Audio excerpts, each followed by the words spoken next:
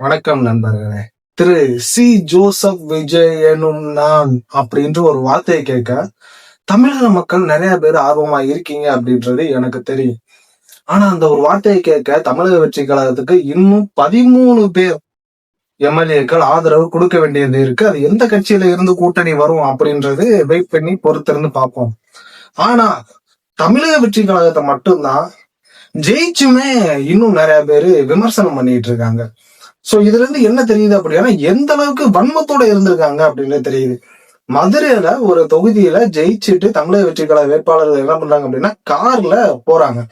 அவங்கள இந்த திமுக காரங்க என்ன பண்றாங்க அப்படின்னா நடு ரோட்ல வண்டியை நிப்பாட்டி கையில வச்சிருந்த கட்டையை வச்சு கார் கண்ணாடியை உடைக்கிறாங்க. கார் முன்னாடி இருந்த அந்த போஸ்ட் கொடி போஸ்ட் உடைக்கிறாங்க. அப்ப பாத்துக்கங்க தோத்தேவிங்க இந்த அலப்பறை பண்ணாங்க அப்படின்னா அப்ப ஜெயிச்சிருந்தா மக்களை என்ன பாடுபடுத்தி இருப்பாங்க அப்படின்றத பாருங்க. சரி, ஓகே, அதெல்லாம் இருக்கட்டும். தமிழக வெற்றி கழகம் இந்த ஒரு கட்சி என்னைக்கு ஆரம்பிச்சது அப்படின்னா February 2, 2024, கிட்டத்தட்ட 2 வருஷத்துக்கு முன்னாடி ஆரம்பிச்ச ஒரு கட்சி 75 வருஷம் பழைய கட்சியை தூக்கி ஓரமா போட்டுருச்சு. கொளத்தூர்ல ஸ்டாலினே போட்டு குத்துன்னு குத்தி எடுத்திருக்காங்க. எல்லா தொகுதியிலும் விசில் சின்னத்தை குத்தி எடுத்தாங்க. ஆனா கொளத்தூர்ல இத்தனை வருஷமா முதலமைச்சராக இருந்த ஸ்டாலினுக்கே இந்த நிலைமை. அந்த அளவுக்கு என்ன நடந்துச்சு? சரி, ஓகே, இந்த அளவுக்கு அவர் டிராவல் பண்ணி வந்தார்ல, அதுவரை இவங்க கொடுத்த அந்த வலி வேதனைகள் என்ன அப்படின்றத நான் கொஞ்சம் நோட் பண்ணி வச்சிருக்கேன். இது பாதிதான். ஃபர்ஸ்ட் எடுத்தோடனே என்ன சொன்னாங்க? February 2, 2024 தமிழக வெற்றி கழகம் அப்படின்ற ஒரு கட்சியை நான் அறிவிக்க போறேன் அப்படின்னு சொல்லி விஜய் சொன்ன உடனே சினிமாக்காரன் கூத்தாடி பயலுக்கு அரசியல் என்ன வேலை? நீ சினிமா மட்டும் நடிச்சுட்டு போக வேண்டியதானடா. சினிமால நிறைய சம்பாதிச்சுட்ட அடுத்த அரசியலுக்கு கொள்ளையடிச்சு காசு சேர்க்கலாம் பாத்தீங்களா? அதுக்குதான் அரசியலுக்கு வர்றியா அப்படி? அதுக்கப்புறம் உனக்கு அனுபவமே இல்ல, நீ எப்படி அரசியலை டிராவல் பண்ணுவ? உனக்கு அரசியலை பத்தி என்ன தெரியும்? அதிமுக திமுக இவ்வளவு பெரிய 2 பெரிய கட்சிகள் இருக்கும், எங்களை எதிர்த்து நீ அரசியல் பண்ணிடுவியா அப்படின்ற மாதிரி ஒரு விமர்சனம். ஓகே, அப்படிலாம் விமர்சனம் பண்ணாங்க. ஆனா இப்ப அவங்க எல்லாம் எந்த இடத்துல இருக்காங்க அப்படின்றது தெரியல. ஓடி போய் ஒழிச்சிட்டாங்க. இதுல ஸ்டாலின் அங்கெல்லாம் போகும்போது அழுதுகிட்டே போனாரு. அது பார்க்க மன வேதனையா தான் இருந்துச்சு எனக்கு. ஏன்னா அவர் இதுவரை நான் ஸ்டாலின் அங்கிள் அழுது பார்த்தது இல்லை. ஆனா அவர் அழுகிறாரு. அவர் ஏன் அழுகிறாரு அப்படின்னா இத்தனை வருஷமா தமிழ்நாட்டு மக்கள் எத்தனை பேர் கண்ணீர் வடிச்சிருப்பாங்க. தன்னோட குழந்தைய ரேப் பண்ணி ரோட்ல போட்டு போறான். கள்ள சாராயம் குடிச்சு செத்து போனாங்க அத்தனை பேர். போதைப் பொருள் கலாச்சாரத்துக்கு அடிமையாய் போய் கிடந்துச்சு. அத்தனை பேரோட சாபம் தான் திமுகவை சும்மா விடல அப்படின்ற மாதிரி நிறைய பேர் விமர்சனம் வைக்கிறாங்க. ஓகே, இதான் இருக்குடா. அதுக்கப்புறம் இன்னும் தாவேக்காவுக்கு என்னென்ன பிரச்சனைகளை உண்டு பண்ணாங்க. எங்க பார்த்தாங்க கூத்தாடி பைய. அதுக்கப்புறமா மாநாடு அப்படின்னு ஒண்ணு வச்சாரு. அதுல மிகப்பெரிய கூட்டம், மக்களோட ஆதரவு எக்கச்சக்கமா இருந்துச்சு. அந்த கூட்டத்தெல்லாம் பாத்தீங்க பூரா வயிறு எரிஞ்சு போய் என்னமா சொன்னாங்க, கூட்டம்லாம் ஓட்டா மாறாது, இது பூரா கூத்தாடி பையில பார்க்க வந்த கூட்டம், நடிகரை பார்க்க வந்த கூட்டம், பார்ப்போம் 2026 என்ன நடக்குது அப்படின்னு. மே 4 தெரியும்ல அப்படின்ற மாதிரி அப்பவே விமர்சனம் பண்ண ஆரம்பிச்சுட்டாங்க. இந்த கூட்டம்லாம் ஓட்டா மாறாது, கூத்தாடி பையலுக்கு வந்த கூட்டம் அப்படின்னு சொல்லி விமர்சனம். அதுக்கப்புறம் தமிழக மக்களை இத்தனை வருஷமா திமுக அதிமுக ஆதரவு கொடுத்த மக்கள் இவங்களோட ஆட்சி சரியில்லை அப்படின்னு சொல்லிட்டு தமிழக வெற்றி கழகத்துக்கு ஆதரவு கொடுத்தோனாயே அவங்களுக்கு ஆதரவு கொடுத்த மக்களே என்ன சொன்னாங்க? தற்குறி பெயர் கூட்டம், அறிவில்லாதவங்க, படிச்சு முட்டா பெயரா இருக்காங்க. ஏன்னா நாங்க இவ்வளவு பெரிய ஒரு கட்சி இருக்கோம், நீங்க எங்களை விட்டுட்டு கூத்தாடி பைய பின்னாடி போய் சுத்திட்டு இருக்க அப்படின்னு சொல்லிட்டு தமிழக மக்களை ஃபுல்லா தற்குறி தற்குறி தற்குறி தற்குறின்னு இருக்கக்கூடிய நிறைய அரசியல் விமர்சகர்கள் சொன்னாங்க. நிறைய பேர் இன்னும் நிறைய சொன்னாங்க, விஜய் ஜெயிச்சுட்டா நான் வேலையை விட்டே போயிடுறேன், அதை விட்டே போயிடுறேன், நான் இனிமே அரசியலே பேச மாட்டேன் அப்படி இப்படின்னு ஏகப்பட்டது. இதுல இந்த சாட்டை துரைமுருகன், ரங்கராஜ் பாண்டே இவங்கெல்லாம் எங்க ஓடி ஒளிஞ்சிருக்காங்க அப்படின்றதே தெரியல. ஓடி ஒளிஞ்சிட்டாங்க. முக்கியமா சொல்றேன், இந்த சீமான் அவர்கள் ஒரு தொகுதியோட ஜெயிக்காம போனதுக்கு ஒரே காரணம் சாட்டை துரைமுருகன் திமுக காசை வாங்கிட்டு அவன் நான் தமிழருக்கு வேலை பார்க்காம டிவிகே அகென்ஸ்டா வேலை பார்த்தது மட்டும்தான் காரணம். சாட்டை துறைமுகம் தூக்கி கட்சி விட்டு வெளியே போடும், உங்க கட்சி கொஞ்சமா முன்னேறும் அப்படின்னு சொல்லிட்டு சீமான் பத்தி நான் சொல்றேன். ஓகே, அதுக்கப்புறம் விஜய் அவர்களுக்கு என்னென்ன விமர்சனம்? அதிமுக பொதுச் செயலாளர் எடப்பாடி பழனிசாமி அவர்கள் வந்து என்ன சொன்னார் அப்படின்னா, டேய் விஜய் வீட்டை விட்டு வெளியே வா. அதுக்கப்புறம் நயினா நாகேந்திரன் த்ரிஷா பின்னாடி சுத்தாம முதல்ல வெளியே வர சொல்லுங்கப்பா அப்படின்னு சொல்லிட்டு ஏகப்பட்ட விமர்சனம். அதுக்கப்புறமா அவங்களோட டைவர்ஸ் இஷ்யூவை போட்டு ஒரு தாளிச்சாங்க. எங்க கூட்டம் நடத்தினாலும் உங்களுக்கு இங்க பெர்மிஷன் கிடையாது, இவ்வளவு பேருக்கு மட்டும்தான் அனுமதி, இத்தனை மணில இருந்து இத்தனை மணி வராதான் அனுமதி. இதுல மிகப்பெரிய ஒரு சம்பவத்தை செஞ்சாங்களே, நாடகம் போட்டாங்களே, அதெல்லாம் மறந்துருப்பீங்கன்னு நினைக்கிறேன். யாரும் இந்த கரூர் சம்பவம் ஞாபகம் இருக்கா? 92% ஓட்டு விழுந்திருக்கு அந்த தொகுதியில. டாப்ல போய் உட்கார்ந்துருக்காங்க டிவிக்கு. அந்த அளவுக்கு கரூர்ல 41 பேர் 42 பேரை கொன்னுட்டு என்ன ஒரு நாடகம் போட்டாங்க உட்காந்து அழுகுற மாதிரி. அதெல்லாம் எப்படி மறக்க முடியும்? சோ அப்ப பாத்துக்கோங்க, இவங்க ஆட்சியை பிடிக்கிறதுக்கு எந்த லெவலுக்கு வேணாலும் போவாங்க அப்படின்ற மாதிரி இதுல ப்ரூஃப் ஆயிடுச்சு. 42 பேரை கொன்னு அதுக்கப்புறம் எந்த ஒரு கட்சி இது என்ன ரோட் ஷோ அதிகமா போகிறது இல்ல, மீட்டிங்கு பெர்மிஷன் கொடுக்கறது இல்ல, இந்த மாதிரி ஏகப்பட்ட விமர்சனம். அதுக்கப்புறமா அவரோட குடும்பத்துக்குள்ளே போய் அடிச்சாங்க. டைவர்ஸ் இஷ்யூ, சங்கீதா அவங்களுக்கும் விஜய் அவர்களுக்கும் டைவர்ஸ் ஆக போகுது, ஒரு குடும்பத்தையும் வேற வந்து ஒழுங்கா பாத்துக்க முடியல, இவர் எப்படி ஒரு நாட்டை ஒழுங்கா பாத்துக்கிடுவாரு அப்படின்ற மாதிரி மிகப்பெரிய விமர்சனம். த்ரிஷா வந்து விஜய் வச்சிருக்காரு இப்படின்ற மாதிரி ஒரு விமர்சனம். அதுக்கப்புறமா டிவிகேல கொஞ்சம் ஓரளவுக்கு இதெல்லாம் தாண்டி வளர்ந்து வந்துகிட்டு இருக்கும் போது அரசியல் வந்து இது எலெக்ஷன் வந்து நெருங்க போகுது, தேர்தல் நெருங்க போற நேரத்துல டிவிகேல வேட்பாளர்கள் சரியில்லையே, கட்டமைப்பு சரியில்லையே அப்படின்ற மாதிரி ஏகப்பட்ட விமர்சனம். அதுக்கப்புறமா ஓகே, மக்கள்லாம் ஓரளவுக்கு கட்டமைப்பு சரியில்லை, வேட்பாளர்கள் சரியில்லை அப்படின்னு தெரிஞ்சுமே கூட மக்கள் வந்து ஆதரவு வந்து ரொம்ப அளவுக்கு அதிகமா எல்லா தொகுதியிலையும் கொடுக்க ஆரம்பிச்ச உடனேயே விஜய் எல்லாம் ஜெயிக்க முடியுமாப்பா? ஃபர்ஸ்ட் அரசியல் வந்ததுக்கே சொன்னாங்க. அதுக்கப்புறம் அரசியல் வந்து மக்களை ஆதரவு கொடுத்தோம், விஜய்லாம் ஜெயிக்க முடியுமா? ஒரு சீட்டு 2 சீட் ஜெயிப்பாரு, அவர் நிக்கிற தொகுதியில வேணா அவர் ஜெயிக்கலாம், மத்தபடி ஆட்சியெல்லாம் பிடிக்க முடியாது.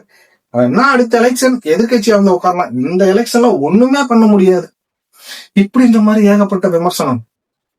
ஆனா யாரை கேட்டாலும் நான் டிவி கேக்கு தான் ஓட்டு போட்டேன், திமுக தான் ஜெயிக்கும் அப்படின்ற மாதிரி மக்களோட மனசுல ஒரு தப்பான ஒரு பிம்பத்தை வேற கிரியேட் பண்ணி விட்டு போயிட்டாங்க இந்த திமுக. சோ இந்த மாதிரி ஒரு இஷ்யூ, ஒரு சீட்டு 2 சீட்டு ஜெயிப்பாரு அதுக்கப்புறம் ஜெயிக்க மாட்டாருன்னு சொல்லி அவங்க ஒரு விமர்சனம். அதுக்கப்புறம் அண்ணன் சீமான் அவர்கள், அவர்லாம் எனக்கு அவர் மேல ஒரு நல்ல மரியாதை இருந்துச்சுங்க போன எலெக்ஷன் வர. ஆனா என்னைக்கு விஜய் அவர்கள் அரசியலுக்கு வந்தாரோ அண்ணன் வந்து இவர் மேல உள்ள சீமான் அண்ணன் மேல உள்ள மரியாதை போயிடுச்சு. அதுக்காக நான் விஜய்க்கு ஆதரவு கொடுக்குறேன், சீமான் அண்ணன் திட்டுறேன் அப்படின்னு சொல்லாது. நான் பொதுவா பேசிட்டு இருக்கேன். என்ன ஒரு மனக்குமுறல் எனக்கு அப்படின்னா, இத்தனை வருஷமா கொள்ளையடிச்ச கட்சி திமுக அதிமுக மேடைக்கு மேடை பேசிட்டு இருந்தாருல நம்ம மனுஷன் சீமான். எங்க போனாலும் திமுக அதிமுக ஒழிக்கணும் பேசிட்டு இருந்தால, ஊழல் கட்சியை ஒழிக்கணும்னு. விஜய் வருவுமே விஜய்க்கு ஏன் போட்டு நோன்றாரு? விஜய் என்ன ஊழல் பண்ணிட்டு இங்க அரசியலுக்கு வந்தாரு? ஏன் விஜய், நீ விஜய் திட்ட வேண்டிய நேரத்துல திமுக அதிமுக ஐம்பது ஊழல் பண்ணிட்டு அவன் ஜெயிக்கணும் துடிச்சுட்டு இருக்கானே, அவன்கிட்ட போய் சண்டை போடு. அவன்கிட்ட சண்டை போடாம புதுசா எதுவுமே தெரியாம புதுசா ஒரு மக்களுக்கு நான் நல்லது பண்ண போறேன் அப்படின்னு சொல்லி வந்த கட்சியை புடிச்சுக்கிட்டு விஜய் வந்தா அது பண்ணிடுவார், விஜய் வந்தா இது பண்ணிடுவார். விஜய்க்கு இவனுக்கு கூத்தடிப்பு, நடிகர்களுக்கு மயங்கி போய் கிடைக்கி ரோட்ல அந்த பக்கம் இல்ல இந்த பக்கம் இல்ல, நடுவுல வந்தா லாரி அடிச்சு செத்து போயிடுவார் இப்படின்ற மாதிரி விமர்சனம். இப்ப விஜய் அவர்கள் வந்து வந்துட்டாரு அரசியலுக்கு, வந்து இப்ப வெற்றி பெற்றுட்டாரு. அதுக்கப்புறமா ஏகப்பட்ட இது பிரச்சனை வேற போச்சு, தற்கொலை கூட்டம் சொன்னாங்க, அது இதுன்னு ஏகப்பட்ட அணில் கூட்டம், குட்டி குஞ்சான் கூட்டம், ஏகப்பட்ட விமர்சனம். அதெல்லாம் சொல்லி கடைசியில 2026 எலெக்ஷன் நடந்து முடிஞ்சு மே 4 நேற்று எலெக்ஷன் ரிசல்ட் வந்துருச்சு. திமுக அதிமுக ஓட விட்டாங்க. கொளத்தூர் தொகுதியில போட்டு குத்தி எடுத்துட்டாங்க ஸ்டாலின, எம்எல்ஏ சீட்டு கூட இல்ல, ஓட விட்டாரு. அங்க சீமான் அண்ணன் வந்து டெபாசிட் கூட இல்ல, அந்த அளவுக்கு ஓட விட்டு மிகப்பெரிய ஒரு சம்பவத்தை, எல்லா கட்சிகள்கிட்டையும் காசை வாங்கி தமிழ்நாட்டு மக்கள் ஃபுல்லா மிகப்பெரிய ஒரு ஊழல்வாதிகளுக்கு முன்னாடி ஊழல் பண்ணி விட்டு போயிட்டாங்க. காசை கொடு, ஆனா நான் போடுற ஓட்டு டிவி கேக்குதா அப்படின்னு சொன்னாங்க. நான் நம்பல, ஆனா நடந்துச்சு. மே 4 ரிசல்ட் வரவும் தெரிஞ்சிச்சு. 3 டிஜிட்ல கிட்டத்தட்ட 107 தொகுதியோ 108 தொகுதியோ வந்து இப்ப வந்து வெற்றி பெற்றுட்டாங்க. இப்ப என்ன நடந்துகிட்டு இருக்கு அப்படின்னா, இப்ப என்ன விமர்சனம் பண்றாங்க அப்படின்னா, 118 தேவதம்பி இவ்வளவுதான் வந்திருக்கு, எந்த கட்சியும் ஆதரவு கொடுக்க மாட்டாங்க அப்படின்ற மாதிரி இப்ப வந்து விமர்சனம். சரி ஓகே, அதுலயும் இப்ப வந்து இப்ப பாமக வந்து அன்புமணி ராமதாஸ் அவர் வந்து விஜய் அவர்கள்ட்ட பேச ஆரம்பிச்சிட்டாங்க. காங்கிரஸ் வந்து விஜய் அவர்களுக்கு ஆதரவு கொடுக்குற மாதிரி இருக்காங்க. ஏன் பிஜேபி கொண்டு விஜய் அவர்களுக்கு ஆதரவு ஒரு சீட்டு ஜெயிச்சிருக்காங்க, அவங்களும் ஓரளவுக்கு ஆதரவு கொடுக்குற மாதிரி இருக்காங்கன்னு வச்சுக்கோங்களேன். இத என்னமா சொல்றாங்க? அப்ப ஆதரவு கொடுத்து ஜெயிச்சு வந்துட்டீங்க, பாப்போம் என்னதான் பண்றாங்கன்னு. யார் இப்ப அவங்களுக்கு மனசுல சாட்டிஸ்பாக்சன் பண்ண முடியல, அதை ஏத்துக்கிற முடியல. விஜய் அரசியலுக்கு வந்துட்டாரு அப்படின்னு சொல்லவே இங்க மனசு வந்துட்டாங்க. யாரு வந்தா என்னப்பா, இவ்வளவு நேரம் திமுகவுக்கும் அதிமுகவுக்கும் சொம்படிச்சுட்டு இருந்தாங்க. அந்த சொம்படிச்சவங்க எவனா இருப்பான் தெரியுமா? திமுக அதிமுகல ஏதாவது ஒரு பொறுப்புல இருந்து அந்த கட்சியில இருந்து ஏதாவது அவனுக்கு இந்த ப்ராஜெக்ட் தானே இந்த ப்ராஜெக்ட் தானே அது இதுன்னு சொல்லிட்டு ஏதாவது ஒரு போஸ்டிங் உட்காந்து ஊழல் பண்ணிட்டு இருப்பான் பாருங்க. அவனை தவிர பொதுமக்கள் யாருமே திமுக அதிமுக ஆதரவு கொடுக்க மாட்டாங்க. இவங்க மட்டும்தான் சொம்படிப்பாங்க. அதாவது இந்த ஊழல் பண்ணிக்கிட்டு இந்த கட்சியில இருந்தா நம்ம இந்த தொகுதியை பிடிச்சி ஏதாவது பண்ணலாம் அப்படின்னு சொல்லி ஊழல் பண்றாங்க மட்டும்தான் இன்னும் திமுகவுக்கும் அதிமுகவுக்கும் சொம்படிச்சுட்டு இருப்பாங்க. தவிர பாமர மக்கள் தலையெழுத்து எழுதிட்டாங்க. தமிழ்நாட்டோட தலையெழுத்து 50-60 வருஷமா இருந்தது திமுக அதிமுக இருந்தத 2 வருஷத்துல தூக்கி ஓரம் கட்டி வச்சுட்டு இன்னைக்கு மிகப்பெரிய ஒரு சம்பவத்தை செஞ்சு விட்டுருக்காங்க தமிழக மக்கள். அப்ப தமிழக மக்கள் எந்த அளவுக்கு ஆர்வத்தோட இருந்திருக்கான்னு பாருங்க. அப்ப ஓட்டு போட்ட எல்லா தமிழக மக்களையும் முட்டா பயிலுங்க, இவனுக்கு ஒருத்தவங்க கூட அரசியல் தெரியாம நினைச்சுக்கிட்டு இருக்கீங்க. தெளிவாயிட்டாங்க மக்கள். இந்த எலெக்ஷன் மூலியமா தமிழ்நாட்டுல ஓட்டு கொடுத்து இனிமே ஜெயிக்க முடியாது அப்படின்ற ஒரு பின்பத்தை இருக்கக்கூடிய எல்லா அரசியல் தலைவரோட மண்டையில ஏத்திட்டாங்க. ஓட்டுக்கு காசு கொடுத்தா ஓட்டு போட மாட்டான், வேற யாருக்கா போட்டு போனான். வேணா பாருங்க, அடுத்த எலெக்ஷன்ல ₹1 ஓட்டு காசு கொடுக்க மாட்டான். இந்த எலெக்ஷன்லயே ஓட்டுக்கு கோடி கோடியா கொட்டினாங்க. கொட்டியே இங்க ஒண்ணும் கிழிக்க முடியல. அப்ப கொட்டலைன்னா முடிஞ்சு. இப்ப என்னமா பண்ணுவாங்க? டிவிக்கு ஜெயிச்ச உடனே ஜெயிச்சுட்டாங்க, ஆட்சி அமைச்ச உடனே இன்னும் 15 சீட் தேவை. ஆட்சி அமைச்ச உடனே இதுவரை பண்ண ஊழல் லிஸ்ட பூரா இவங்க எடுப்பாங்க. இவங்க என்ன நினைச்சிட்டு இருப்பாங்க? இப்ப திமுக அதிமுக விடுங்க, திமுக என்ன நினைச்சிட்டு இருப்பாங்க அப்படின்னா, அடுத்த 5 வருஷத்துக்குள்ள உதயநிதியோட மூஞ்சிய பிராண்ட் ஆக்கணும், மக்கள் கிட்ட தெரியப்படுத்தணும் அப்படின்ற மாதிரி உதயநிதிய மிக பெருசா பில்டப் கொடுத்து கொண்டு வருவாங்க. சட்டசபைக்குள்ள உதயநிதி எல்லாம் நிறைய பேசுவாரு பாருங்க, நிறைய எழுதி கொடுத்து அனுப்புவாங்க. இது பிரச்சனை அது பிரச்சனை நோக்கி பிராண்ட் ஆக்கி அடுத்த 5 வருஷத்துக்குள்ள ஆட்சியை பிடிக்கணும் அப்படின்னு சொல்லிட்டு அவங்க பிளான் பண்ணுவாங்க.